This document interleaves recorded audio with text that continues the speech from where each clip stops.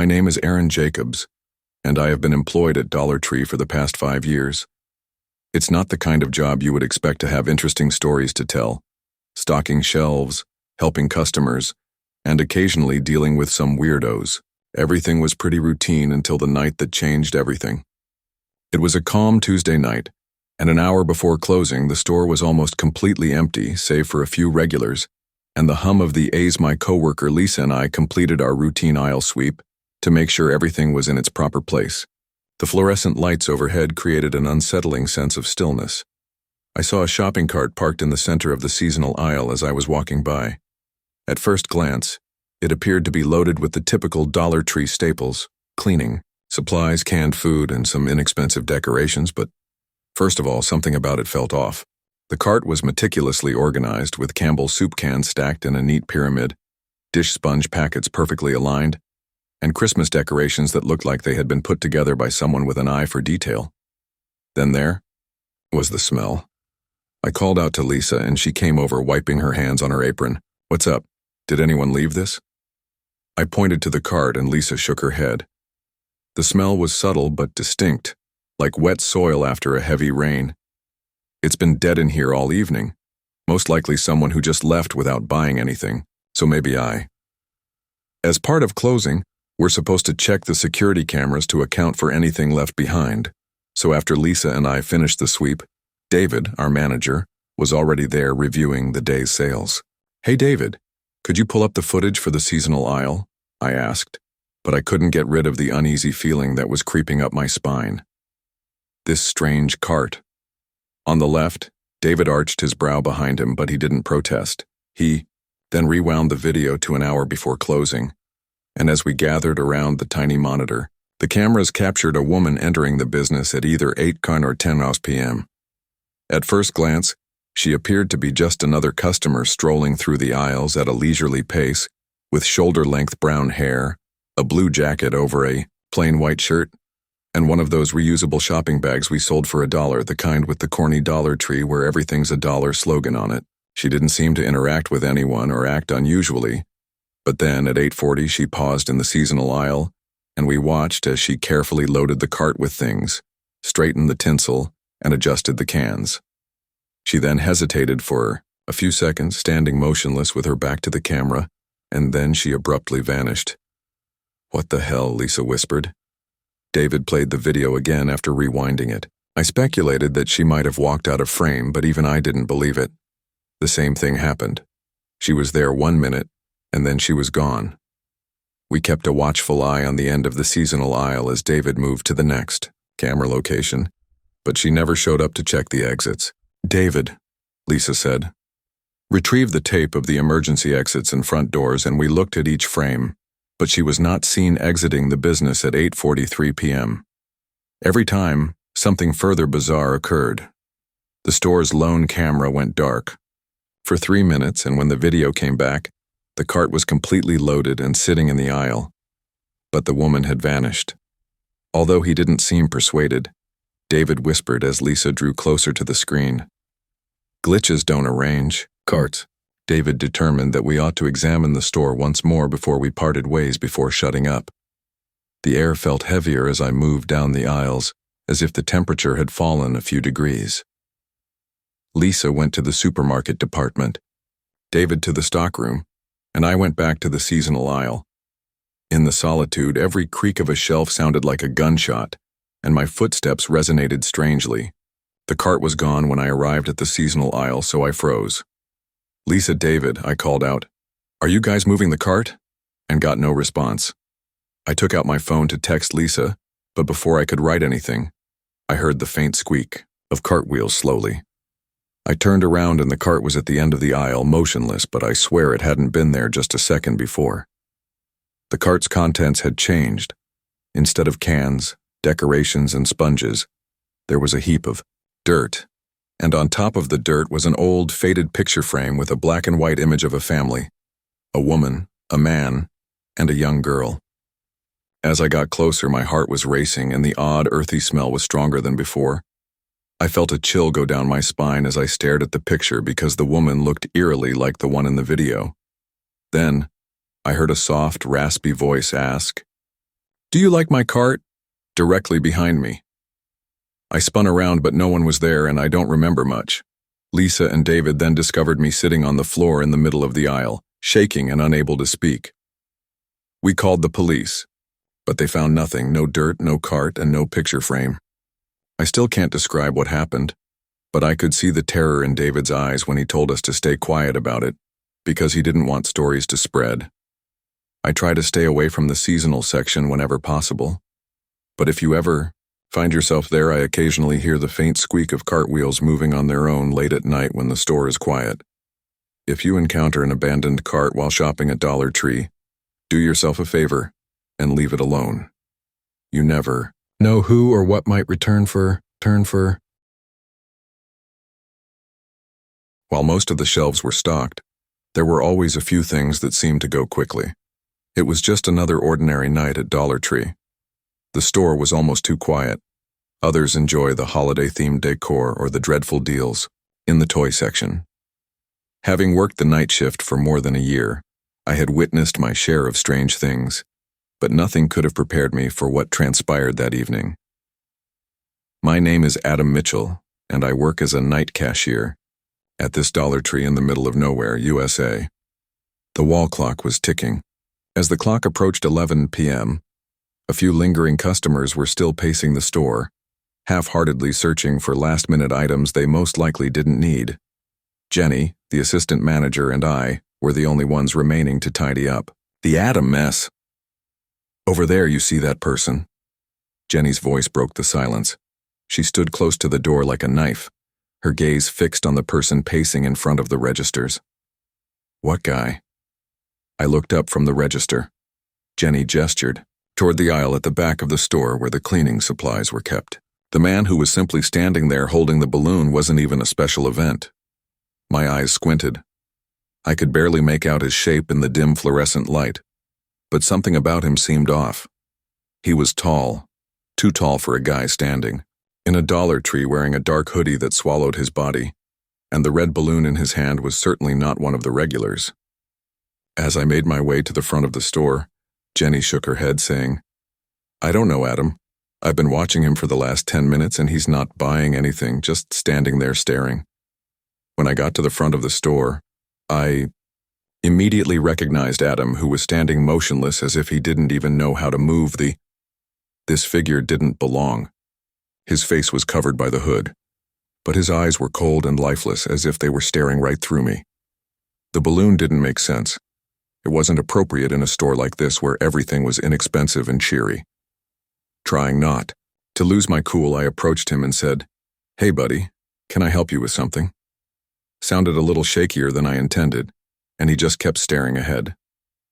I moved closer, searching for something, and his head suddenly snapped toward me as if he had just realized I was speaking to him. Our eyes met, but there was nothing behind them. No emotion, no recognition, just a blank, icy void. I took a step back to avoid letting the I was about to let some creepy guy ruin my night, so I muttered, my voice trembling a little, shivering up my spine, "Show all right, just stay out of the way, man." I turned to follow the guy down the aisle, but by the time I did, Jenny had vanished into the stockroom, probably hoping I would handle the situation. Arrived at the conclusion he had left. It was illogical. My pulse began to race as I saw him move. He must have entered one of the aisles, but I couldn't locate him. Something wasn't right. This wasn't just any strange guy. I reached for my walkie-talkie. "Where the devil are you, Jenny?" The man was just here, and now I can't find him, and I have no response. It appeared as though he had disappeared when the cameras in the back office were checked through the feeds. The empty aisles were all that was visible of him and into thin air. But then I noticed something flickering, and the video went dark for a whole minute, as if the camera had stopped recording. The hairs on the back of my neck sprang up, Jenny, and I yelled as I hurried back to I felt the weight of the quiet crushing down on me, when I heard a gentle voice, almost like it was close behind me, saying, "You shouldn't have come near me," but she was gone when I turned to look around the store. "Adam," I froze. The voice sounded like it had been waiting for years to speak. I turned around, but there was nobody there. Visible. The following morning, when I came back for my shift, I noticed that the parking lot was more empty than usual.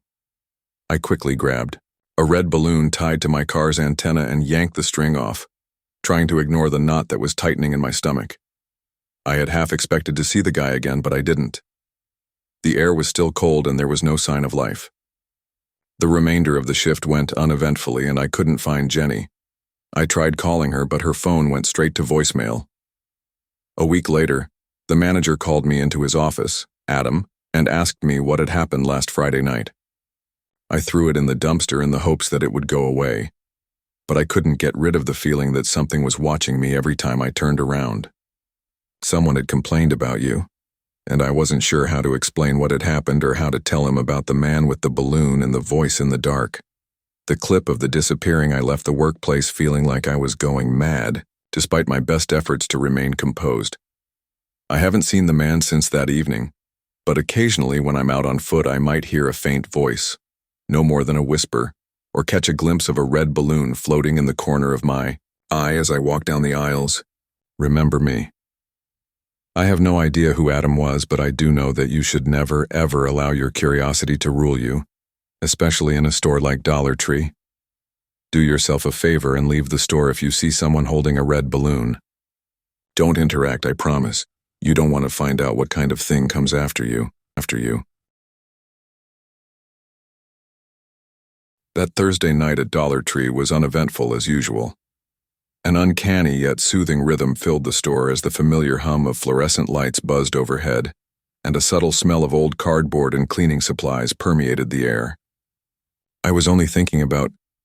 The store felt normal, almost too normal, as I entered and exited with the items I needed, including cleaning supplies, snacks, and perhaps a random activity to kill time.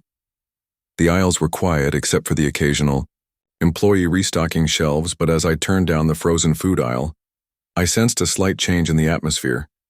Something strange that didn't feel right. Sit quietly. I was unable to identify it, but as soon as I could, I felt regret. It was like an itch that I couldn't get rid of. I dismissed it as part of the typical strangeness of this location. Nothing unusual, I thought to myself. The freezers lining the walls were all loaded with frozen pizza, vegetables, ice cream, and who knew what else I enjoyed about this aisle. Was the only area of the store that seemed to have its own rules and rhythm apart from the others. For some reason, I found solace in the cold, sterile air, even though the chill never seemed to last long enough to provide a reprieve from the stale store air. Then I heard a faint tapping sound and I stopped to look around. It wasn't the hum of the overhead lights or the sound of the freezer compressor running. This was unique. It was coming from one of the freezer units. I stopped dead in my tracks, my heart pounding a little faster. I looked around the aisle, but it was almost empty except for me and the frozen food. The faint hum of the lights overhead was barely audible, but the tapping sound pierced it like a knife. I gave a headshake. Only in my head I tried to ignore it by muttering under my breath, but it kept coming back. I couldn't ignore it any longer, so I looked down the aisle and saw that nobody else was even near the freezers. I hesitated for a moment before moving toward the source of the noise, and the closer I got to the freezer, the louder the tapping seemed to get.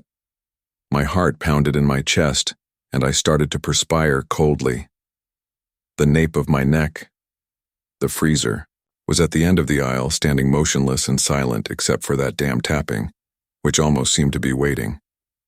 The door was slightly open, just enough to let the cold air escape and hit me, sending chills down my spine. I approached slowly, as if I were walking in a dream, uncertain if my feet would carry me any farther. Why was the door open, and what was that? As I moved closer, I could feel something moving behind the glass with a shallow tap, tap, and tap. I couldn't ignore the repetitive sound, which nearly seemed like an invitation to do something I didn't know how to do, so I reached out and grasped the freezer door handle. It felt colder to the touch than it ought to have.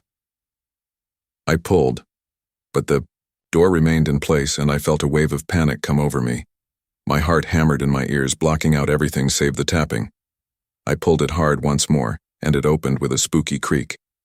The air was instantly colder than I could have ever imagined, and my breath was foggy. Before me I stepped back and blinked as I entered the freezer, which was filled with shelves of frozen goods, but something didn't feel right.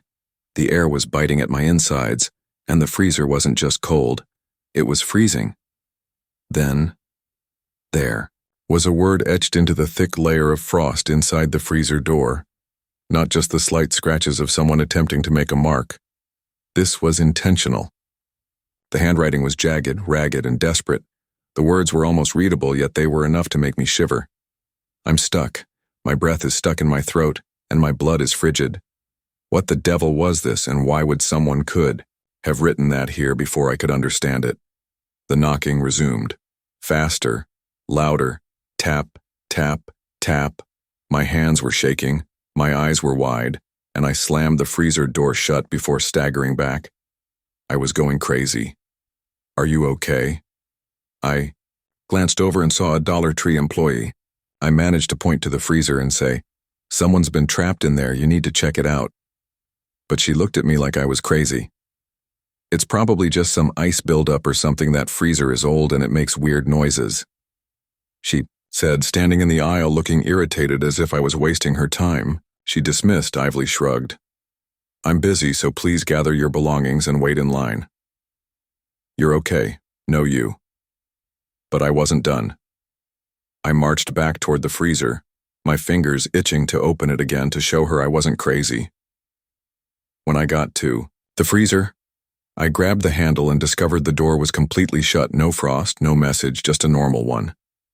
"Don't get it," I said, panic creeping into my voice. "There's a message in the frost, someone's in there." She narrowed her eyes at me. "You're not making any sense, just stop acting weird." Freezer. My stomach churned in disbelief as I blinked and rubbed my eyes.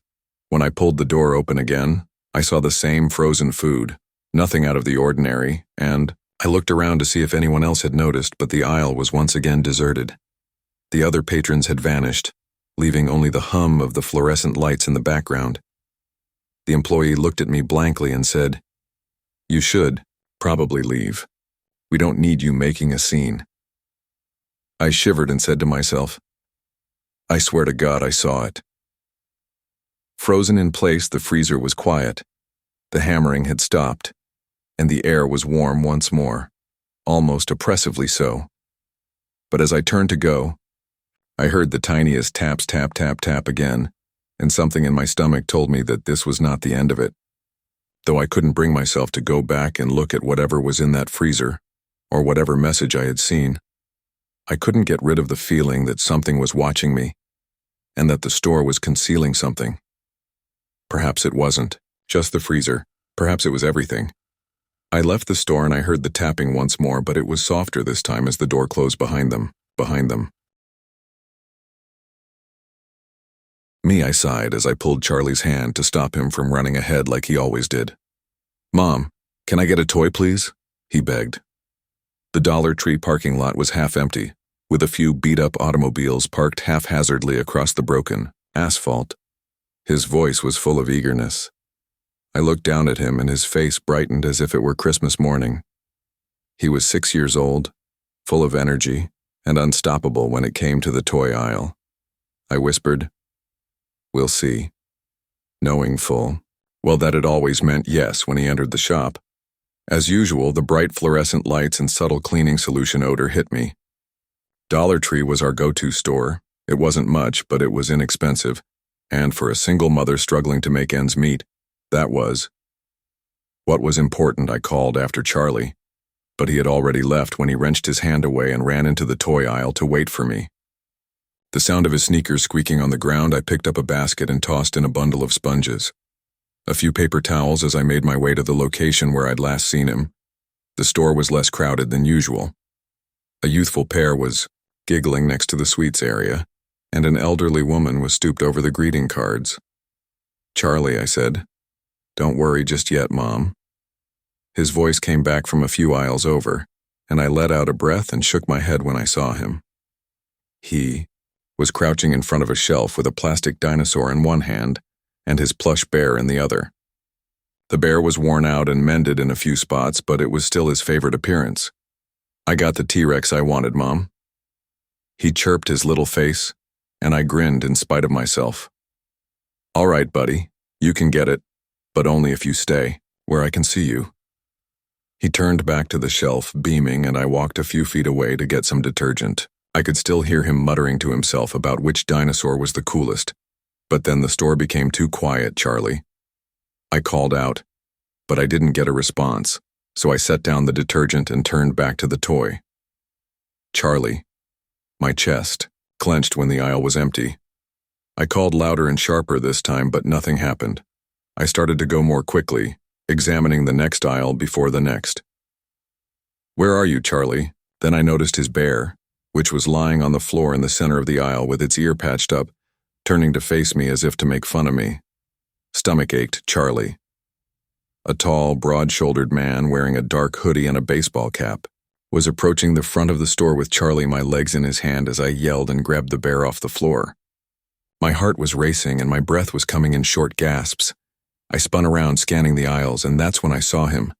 Felt like lead, but I made them move by yelling and breaking my voice. The man didn't stop, so I screamed and ran after them.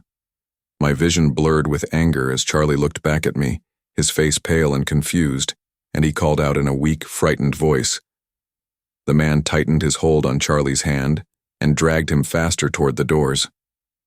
I screamed, my voice resonating throughout the store, and the man didn't even look around. I ran for the exit, almost running into a display of inexpensive Christmas decorations.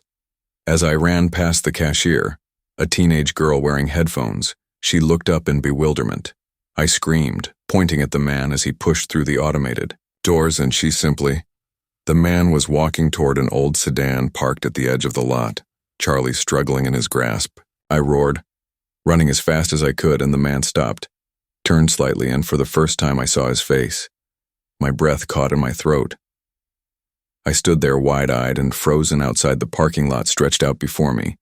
The late afternoon, sun glaring off car hoods. Greg, I trembled and whispered, "What the hell are you doing?" He grinned and tightened his hold on Charlie, seizing what was mine, Lena's and yours. I spat my hands, quivering, and he continued, "You don't get to come back. You think you can keep him from me? He's not a damn trophy, even though he's my son," I said, moving closer. "Leave him alone, Greg, or help me." He sneered. "Call the police, and by the time they arrive, we'll be long gone." Charlie started crying, and now his tears are flowing down his face. "I'm afraid, but it's okay, sweetie," I said, attempting to sound steady. "Everything is going to be all right." Greg shoved Charlie inside the car after yanking the door open, and I froze, my mind racing. I couldn't let him take Charlie, but I was at a loss for what to do, so I balled my fists at my sides and turned to run back toward the store, screaming for help because he was taking my son. Somebody assist me. The security officer. What the hell's going on, that dude? He's in the parking lot snatching my son. A grizzled man in his 50s with a beer belly and an annoyed expression came out from behind the counter. When I pointed to Greg's car and sobbed, the guard's face changed, and he grabbed the radio on his belt. "There's a problem in the call the police." Greg's car was still there, but the engine was now running, so I hurried back outside without waiting to see what he would do next. I stood in front of the car and yelled, "Greg, don't do this. You don't just show up and take him." Greg's expression twisted into a growl. "No, Lena." He revved the engine, causing the automobile to lurch forward a little.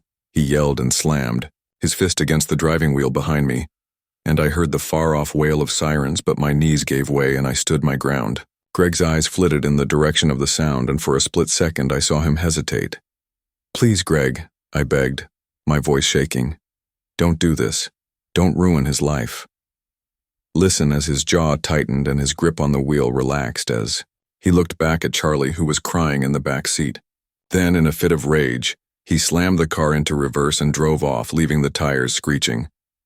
I fell to my knees, watching as the car vanished down the street as the sirens grew louder.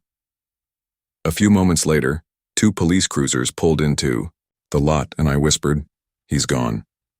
Charlie took my bare air and held it to my chest. Baby, it began at Dollar Tree just like any other day. I had gone in for a brief shopping trip in order to get some snacks and some decorations for my flat. My job has been exhausting lately, so I figured that making my living area more attractive would help me feel better. The store was busier than normal for a Saturday afternoon, but there was still that feeling. As I browsed the aisles, passing by inexpensive picture frames and fragrant candles, I noticed a tiny antique-style mirror in the home decor area. Its elaborate silver frame perfectly captured the fluorescent lights, making it seem peaceful. Make yourself stand out from the other generic. The mirror felt different, almost as if it was waiting for me. I picked it up and ran my fingers along its cool, intricate frame even though I didn't need it. I couldn't put it back, so I chose to look at my reflection instead. The mirror was small, but the glass was oddly clear. Could see my entire face, but the background behind me didn't seem right. The shelves were warped, with their edges curling strangely. I quickly replaced the mirror and made the decision to go to the checkout. I was probably overanalyzing the situation, and the reflection was warped by the cheap glass. But as I was leaving, I noticed a strange pull. As I was heading to the front of the store, it seemed as though the mirror beckoned me to return. I noticed a rack of clothing with clearance labels. Although I had no intention of purchasing clothing, a basic black dress caught my eye and seemed more costly than anything Dollar Tree often stocked. Curious, I took the dress and made my way to the improvised changing areas in the rear of the store. There was a single enormous mirror on the wall outside the curtained fitting rooms. When I walked outdoors, pulling the curtain shut behind me as I entered the little stall. As I slipped into the dress, the air felt heavier, and there was a slight odor of cleaning supplies.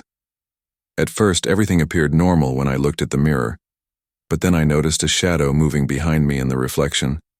My breath caught in my throat, and I spun around, hammering nothing but the simple changing room with its your imagination, with its drab beige walls and dimly flickering light. I mumbled, trying to get rid of the discomfort.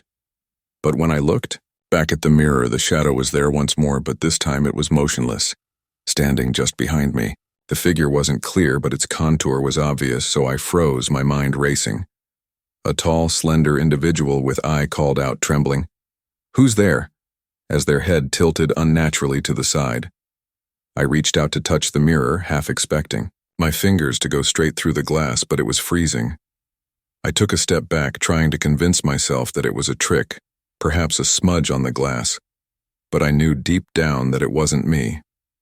I flung back the curtain and left the changing room, my heart pounding. The store was different today, with darker, longer aisles and shelves stocked with strange, dusty goods that seemed like they belonged in an antique store. I looked about in the hopes of seeing more customers, but the store was virtually deserted. I turned back to the changing room, but it was gone. The whole place had disappeared, replaced by an endless row of mirrors, each of which reflected me, but none of them displayed the same image. In one, I was grinning, but I knew I wasn't. In another, my face was contorted in terror. My eyes were wide and unwavering panic took over. Turning away from the mirrors, I began racing down the aisle, my footfall resonating strangely as the shelves grew higher, producing long, twisted shadows. As I reached a corner, I yelled, my voice sounding little and distant. I confronted another mirror, this one taller, nearly floor to ceiling, and there it was once more. Shadow. However, it wasn't merely a reflection this time. I stumbled backward, tripping over a fallen basket, and the shadowy figure emerged from the glass. It moved slowly and deliberately, and where its features should have been, there was only a dark void. The figure's presence was heavy and suffocating, so I screamed and scrambled to my feet. Desperation took over, though, and I snatched a glass vase from a nearby shelf and threw it at the figure. The vase broke, but the thing didn't flinch. Instead, it extended a hand with long, skeletal fingers. Extending in my direction with my lungs, I dashed through the warped aisles. Every turn I took seemed to take me back to the mirrors, each one burning. Saw the shadow getting closer and closer as though it were all at once, till I finally saw the exit, a dim glow of sunlight pouring through the front doors of the store. Without hesitation, I ran. Ignoring the shelves that appeared to wobble and the whispers that filled the air as soon as I walked, I headed toward it. The store behind me appeared normal once more as the suffocating atmosphere outside evaporated. Crowded with shoppers, half expecting to see the shadow observing me from the glass doors, I looked back, but nothing was present. I let go of the dress I was still holding and made my way to my car. I clutched the steering wheel, trembling. I have no idea what I saw there, but I am positive of one thing. I will never again enter that Dollar Tree.